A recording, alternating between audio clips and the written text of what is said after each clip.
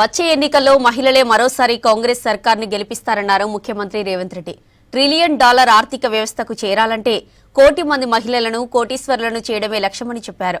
ఇటు Nobel award గ్రహీత ఆర్థిక నిపుణుడు అభిజిత్తో రేవంత్ భేటీ అయ్యారు.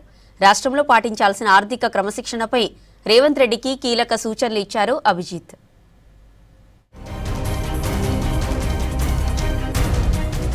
రాష్ట్రం $1 ట్రిలియన్ ఎకానమీ సాధించాలంటే 1 కోటి మంది మహిళలను కోటీశ్వరులను చేయడమే లక్ష్యమన్నారు సీఎం రేవంత్ రెడ్డి. వచ్చే ఎన్నికల్లో మహిళలే తమను మరోసారి గెలిపిస్తారని ధీమా వ్యక్తం చేశారు. బంజారా హిల్స్ లో వీ హబ్ విమెన్ యాక్సిలరేషన్ కార్యక్రమంలో CM Revanth Reddy chief guest గా పాల్గొన్నారు. ప్రతి ఆడబిడ్డకు వెల్త్ అండ్ హెల్త్ కార్డులు ఇస్తామన్నారు సీఎం. వాళ్ళకి ఏటా ఆరోగ్య పరీక్షలు జరిగేలా చూస్తామని చెప్పారు.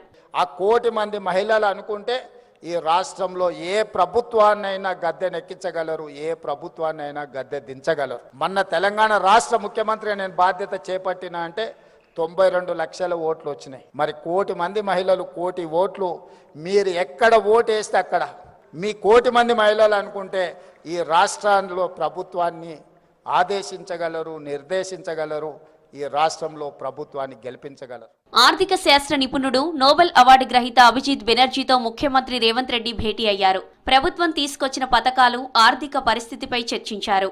ఆదాయం పెంచేందుకున్న మార్గాలు, ఆర్థిక క్రమశిక్షణ, పట్టణాభివృద్ధి, నైపుణ్యాభివృద్ధి, ఉపాధి సృష్టించడంతో పాటు ఇతర అంశాలపై చర్చించారు. తెలంగాణ రైజింగ్ విజన్ లో భాగస్వామ్యులు కావాలని ఈ సందర్భంగా అభిజిత్ ను రేవంత్ రెడ్డి ఆహ్వానించారు.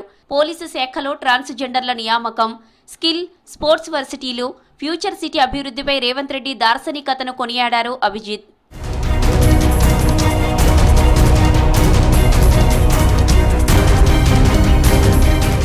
ప్రపంచంలోనే తెలంగాణ పోలీస్ నెంబర్ 1 గా నిలవడంపై హర్షం వ్యక్తం చేశారు ముఖ్యమంత్రి రేవంత్ రెడ్డి. అంతర్జాతీయ స్థాయిలో ఎక్సలెన్స్ ఇన్ యాంటీ నార్కోటిక్స్ అవార్డును అందుకున్న సందర్భంగా హైదరాబాద్ సిపిని అభినందించారు. డ్రగ్స్ అక్రమ రవాణా కట్టడికి విశేష కృషి చేసినందుకు శుభాకాంక్షలు తెలిపారు సీఎం రేవంత్. త్వరలో 5,000 లైసెన్స్డ్ సర్వేయర్లను ఎంపిక చేయనుంది సర్కార్. దీనికోసం దరఖాస్తులు స్వీకరించింది. దాదాపు 9,000కు పైగా దరఖాస్తులు వచ్చినట్లు ప్రభుత్వం ప్రకటించింది. వీరందరికీ 23న పరీక్షలు నిర్వహించి సెలెక్ట్ అయిన వారికి ట్రైనింగ్ ఇస్తామని ప్రకటించింది.